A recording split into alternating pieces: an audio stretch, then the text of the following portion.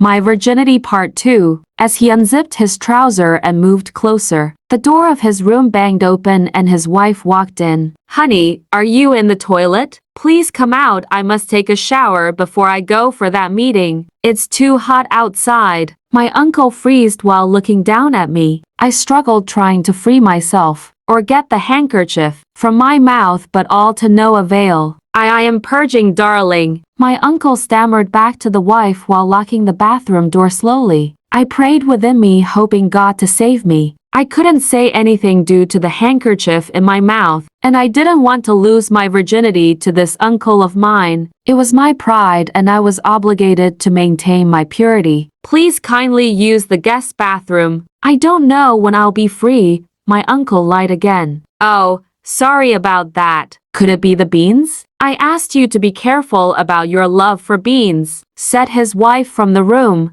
Okay, you can take your time. I'll use the guest room, she said as she left for the guest room. My uncle heaved a sigh of relief and looked at me dreadfully, as if I had caused his calamities. You'll not get out of this without us being intimate, he told me. Then after surveying his room, he dragged me out of the toilet to my own room and threw me in there. I'm coming back for what I want, not tomorrow or next, but today, he said as he smiled devilishly and locked the door from outside holding the keys. After a long time when the wife had actually gone, my uncle came back and unlocked the door, but he couldn't open it. I was able to free myself and I locked the door from inside. Open this door or else, he hammered. Or else what? I shouted back. My virginity is meant to be preserved, please, I said with tears streaming down my eyes. Open this door or else, he hammered. Or else what? I shouted back. My virginity is meant to be preserved, please, I said with tears streaming down my eyes. I didn't know why the man I called my uncle could be so wicked to me. I felt like one abandoned in the wilderness with a wild wolf as a friend. Okay, open up. I won't harm you. I promise, he said calmly. I was wise, and I guess I was. Someone who had promised to eat me up that day changing his mind suddenly. I responded not to him. He kept knocking and knocking on my door, pleading cunningly. But I found comfort in weeping under the blankets. I paid no attention to a man I now pictured as a rapist. Few hours later, there was no knocking or pounding on the door. No trace of my devilish uncle being in front of the door again, but the scent of his devouring claws lingered. I could still perceive his mischievousness. I was very hungry, but I thought it wise that I should wait for my cousins to return so I could come out. Just then, I remembered a little button phone of mine which I rarely used, which was low for lack of electricity, and then I tried to reach out for help. As I switched on the phone, my uncle's first daughter, Joan, who was like my closest sibling, called and I picked up. Hello, Amaka. How are you doing? She asked excitedly. Joan, Before I could say anything, she added, guess what? Dad says me, Mom and my siblings should move over to Granny's house and spend 3 days. How I wish you'll be there. She was explaining when my phone shut down. I felt terrified. In fact, I felt like killing myself. So this is all my uncle could cook up? I questioned within me as I threw myself on the bed and wept bitterly. Few minutes later, I heard a knock and my uncle's voice rang out. Dear Amaka, hope you know you have dinner to prepare. I'll take the dinner rather earlier tonight, so you better come out.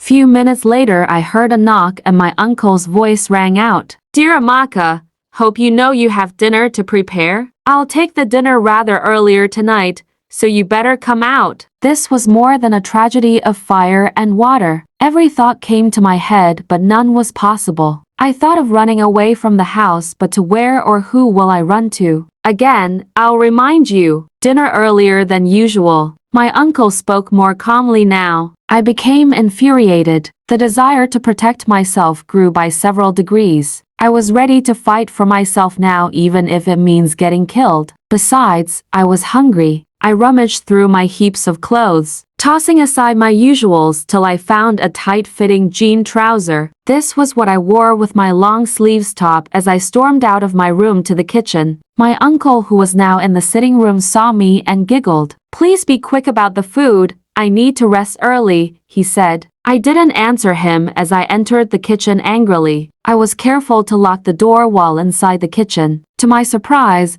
my uncle never came closer nor knocked on the door. Maybe he is fed up, I thought within me. When I finished cooking, I unlocked the door and took my food to my room. I later served my uncle's own in the dining. When I was about to go to my room, he called me back. Amaka, please get my coffee cup, he pleaded as I stormed into the kitchen angrily to get it for him. Immediately I turned round to leave. My uncle grabbed my arms tactically and threw me down to the floor in a twinkle of an eye. Impossibility of me doing this is an opinion, not a fact, he said as he grabbed a knife and slitted my trousers, tearing them apart. I shouted, but I guess no one heard me. He then grabbed my long sleeves top and dragged it while saying, I told you I must get what I want, not tomorrow or next, but today.